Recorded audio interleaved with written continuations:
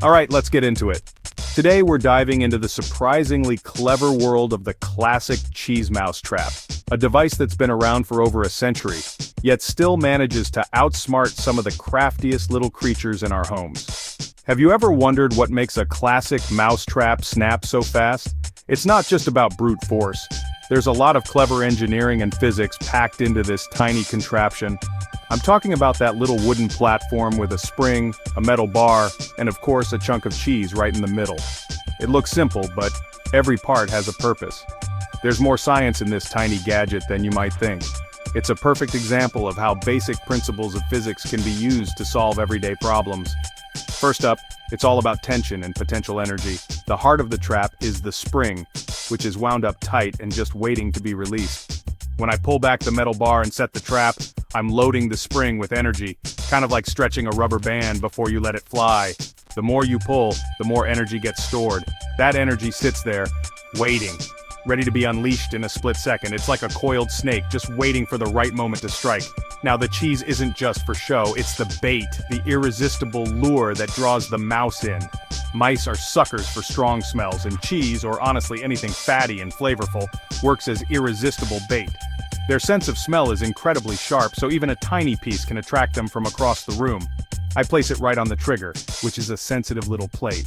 This is the part that really makes the trap work. The whole thing is set up so that even the tiniest nibble can trigger the mechanism. It's designed to be ultra-sensitive, so the mouse doesn't have to do much to set it off. Here's where physics comes in. The moment the trigger plate moves, it releases the catch holding the bar in place. The trap is designed with a hair trigger. That means the slightest touch, maybe just a whisker or a paw, moves the plate. That's all it takes. The mouse barely has to touch the bait, and the whole mechanism springs into action. That releases the spring, and boom! The bar swings over faster than you can blink. It's a split-second reaction, designed to be almost impossible for the mouse to escape. We're talking about an acceleration you'd find in race cars, just in miniature.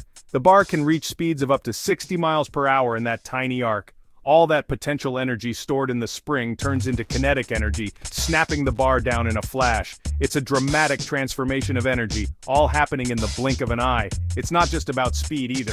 The force has to be just right, enough to catch the mouse, but not so much that the trap goes off by accident.